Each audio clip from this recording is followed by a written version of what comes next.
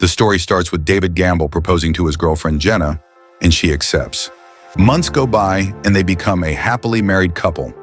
On his birthday, Jenna cooks for him. Oh, this couple flew on fine.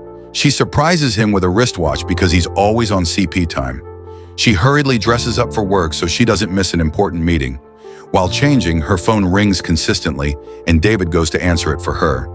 But he sees that it's Greg, his best friend, and wonders why he is calling his wife.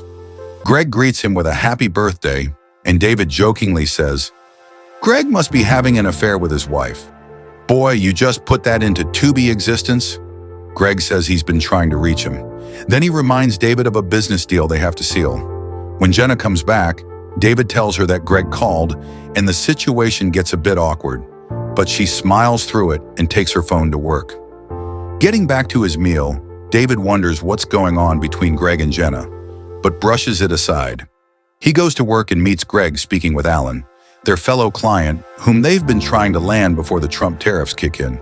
David continues from there and finalizes the deal. Then he joins Greg to arrange a lunch meeting with their mates, and the men rejoice after successfully closing the deal, since the profits alone are a game share. Still in high spirits, David sees Jenna and Lisa, who is his secretary and also Jenna's bestie. They come into the office, so he briefs them about their success. He then invites Jenna to join him for lunch, but she turns down his offer, saying she'll be extremely busy with work. He brings up a dinner outing, but she still turns him down, saying she came to inform him of how busy she'll be. "Girl, you better have a surprise birthday party planned."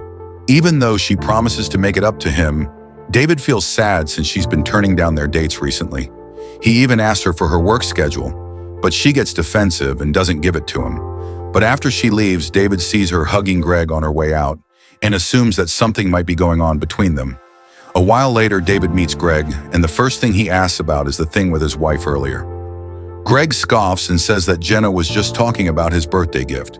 So David backs down and opens up to him about his quality time issues with Jenna. However, Greg just tells him to chill out, insisting that Jenna works late.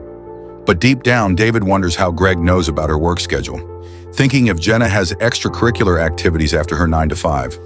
When they get to the bar to celebrate their success, Jenna calls him and apologizes, promising to make it up to him during the coming weeks.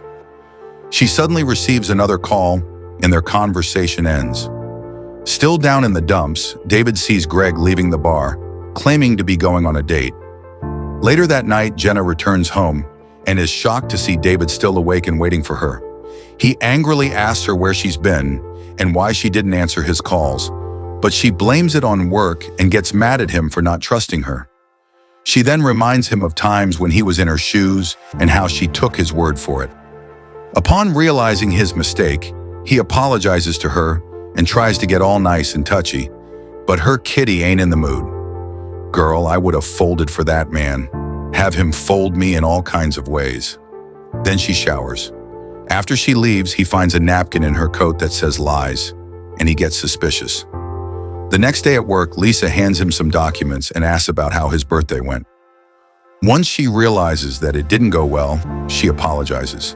Since Lisa and Jenna are best friends, David asks her if she's noticed anything weird about Jenna, but Lisa denies it.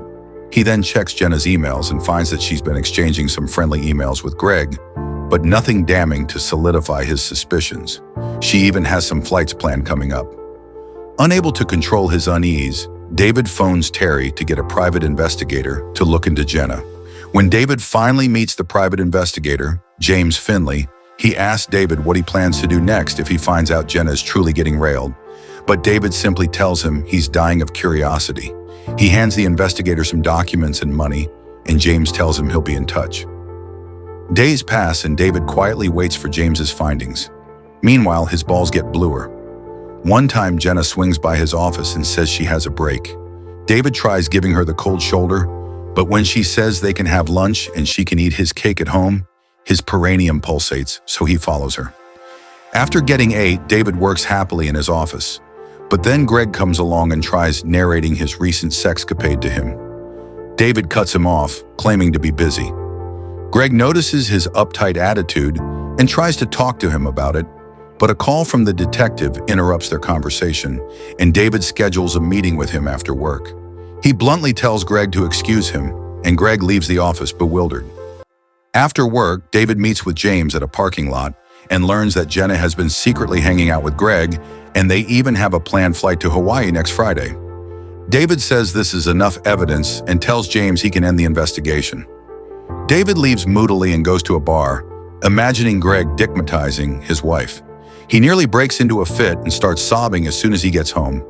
He hears Jenna return from work and quickly hides the photos under the couch. When she gets inside, she notices he acting different and asks what's wrong with him. But he gets mad at her and reminds her that she's the one who's been acting weird with all her late work excuses. She tells him she heard from Greg and Lisa that he hasn't been himself lately. David immediately loses it and questions her for monitoring his life while she gets to do as she pleases. Jenna quietly calms him down and gets some water for him, but he hears her speaking to someone on the phone about how he knows something is going on, and they have to find a way to tell him the truth. When Jenna returns with a glass of water, David rejects it and coldly walks away. During a meeting at work, David storms out and phones James to set up another meeting. They have a discussion and David demands a hitman. Before granting his request, James warns David it could get messy. David confirms he wants a hitman and James gives him a contact, but before leaving, he threatens David not to ever contact him again. David sends a voicemail to the hitman and follows James's procedures. When he gets back to the office, Greg asks him to run a draft they can print out, but David gives him a bad attitude. Greg then asks what's wrong, but David doesn't open up. Greg is sick of being disrespected. Then David receives a call from the hitman, who asks for a meeting later that night. He meets with the hitman in a parking lot, and the man tells him to pay $20,000 and give him a photo of the target. He tells David not to contact him after the job is done, and if David has a change of heart, then that'll be their final meeting. He warns David not to tell anyone about him, and David agrees to treat this like a DL grinder meeting. Later, David shows up at Jenna's workplace with flowers and apologizes for how the previous night went. She happily welcomes him and informs him that she'll be done with her busy schedule next week, promising that things will get back to normal. David then asks her to go on a getaway trip with him on the Friday she completes her project, but Jenna turns him down, saying she's already made plans with her friends to celebrate. "You're in danger, girl." David reminds her that he's doing it for their marriage, so Jenna reconsiders and says she'll discuss it with her friends. He leaves her and she thanks him for the flowers. After he walks away, she calls Greg and tells him what David had planned for her. Little does she know, David is outside her door, eavesdropping. He quickly leaves her office and meets with the hitman later, handing him the money, photos of Greg, and his address. Before leaving, the hitman confirms that David is sure of his decision, then promises to contact him in the next 48 hours. The next day, David wakes up and sees a note Jenna left on the bed. He reads it and sees that she promises to explain everything to him later that night. Before everything is revealed, let us know in the comments how you think this will end. At David's workplace, Greg talks about a flight attendant he's been dating who could be wifey material. Then David tells Greg that he hasn't been comfortable with the way he's been around his wife. Shocked, Greg tells him he would never do anything to hurt him and that everything will make sense soon. David scoffs and says, eventually it won't matter, and then gets ready for the date he has with Jenna.